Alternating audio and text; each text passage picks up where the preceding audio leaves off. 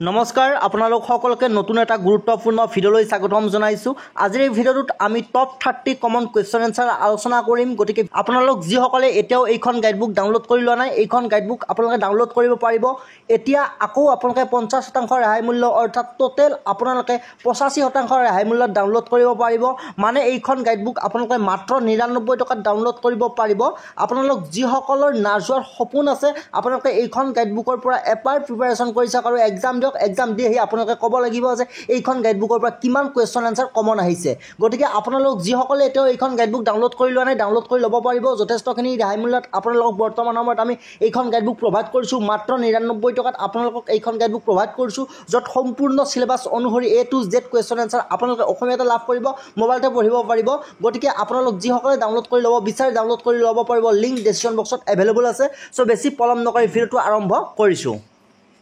আজি আমি ডিছকাছ কৰিম জিঅ'মেট্ৰিৰ কিছুমান গুৰুত্বপূৰ্ণ বেছিক কুৱেশ্যনৰ ওপৰত, যিবোৰ কুৱেশ্যন বহুতেই কমন কুৱেশ্যন হয়। সাধাৰণতে সকলো ধৰণৰ কম্পিটিটিভ এক্সামবিলাকত এনেকুৱা ধৰণৰ কুৱেশ্যন অহা দেখা যায়। চ' ভিডিঅ'টো শেষলৈ চাই থাকিবলৈ আপোনালোকক অনুৰোধ জনাইছোঁ। লগতে আপোনালোকে যদি আমাৰ এই চেনেলটো এতিয়াও ছাবস্ক্ৰাইব কৰি লোৱা নাই, অনুগ্ৰহ কৰি চেনেলটো ছাবস্ক্ৰাইব কৰি কাষত থকা বেল আইকনটো প্ৰেছ কৰি ল'বলৈ নাপাহৰিব। চ' পলম নকৰি ভিডিঅ'টো আৰম্ভ কৰিছোঁ।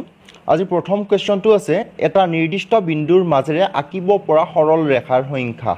চ' ইয়াত এটা নিৰ্দিষ্ট বিন্দু বুলি কৈছে। ধৰক আপোনালোকে এইটো এটা নিৰ্দিষ্ট বিন্দু, এই বিন্দুটোৰ মাজেৰে আপোনালোকে কিমানডাল সৰল ৰেখা আঁকিব পাৰিছে ইয়াত সুধিছে। চ' আপোনালোকে ইয়াৰ মাজেৰে অসংখ্য সৰল ৰেখা এনেদৰে আঁকিব পাৰিব। আপোনালোকে যিমান ইচ্ছা সিমান আঁকিব পাৰিব। চ' ইয়াৰ ৰাইট এনচাৰ অপশ্যন ডি হ'ব। নেক্সট কুৱেশ্যন আছে দুটা নিৰ্দিষ্ট বিন্দুৰ মাজেৰে আঁকিব পৰা সৰল ৰেখাৰ সংখ্যা। দুটা নিৰ্দিষ্ট বিন্দু কোৱাৰ লগে লগে আপোনালোকে ধৰি ল'ব পাৰে এই এটা বিন্দু আৰু এই এটা বিন্দু। এতিয়াকে এই দুটা বিন্দুৰ মাজেৰে আঁকিব পৰা সৰল ৰেখাৰ সংখ্যা, এই দুটা বিন্দুৰ মাজেৰে যদি আমি এডাল সৰল ৰেখা আঁকো, এডালে সৰল ৰেখা আঁকিব পাৰিম। আপোনালোকে নেক্সট চাওক, কোনো ধৰণৰ সৰল ৰেখা আঁকিব নোৱাৰিব, কেৱল এই দুটা বিন্দুৰ মাজেৰে এডাল সৰল ৰেখা আঁকিব পৰা যাব। গতিকে ইয়াৰ ৰাইট এনচাৰ অপশ্যন এ হ'ব। নেক্সট কুৱেশ্যন আছে এটা ত্ৰিভুজৰ শীৰ্ষবিন্দুৰ সংখ্যা। এইটো এটা ত্ৰিভুজ, ইয়াৰ শীৰ্ষবিন্দুৰ সংখ্যা কিমান? এটা, দুটা, তিনিটা। এটা ত্ৰিভুজৰ শীৰ্ষবিন্দুৰ সংখ্যা তিনিটা। নেক্সট আছে এটা ত্ৰিভুজৰ কৰ্ণৰ সংখ্যা। এটা ত্ৰিভুজৰ কৰ্ণৰ সংখ্যা কি হ'ব? এই এটা ত্ৰিভুজ, এই ত্ৰিভুজটোত আপোনালোকে কৰ্ণ আঁকিব পাৰিবনে নোৱাৰে? ত্ৰিভুজ এটাত কৰ্ণ আঁকিব নোৱাৰে, কিন্তু যদি বৰ্গ এটা হয়, বৰ্গ এটাত আপোনালোকে কৰ্ণ আঁকিব পাৰিব।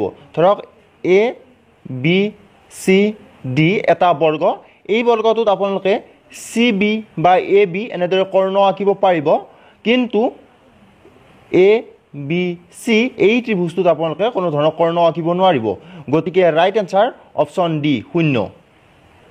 নেক্সট আছে এটা ত্ৰিভুজৰ তিনিটা কোণৰ সমষ্টি। আমি সকলোৱে জানো এটা ত্ৰিভুজৰ তিনিটা কোণৰ সমষ্টি কিমান? 180 ডিগ্ৰী।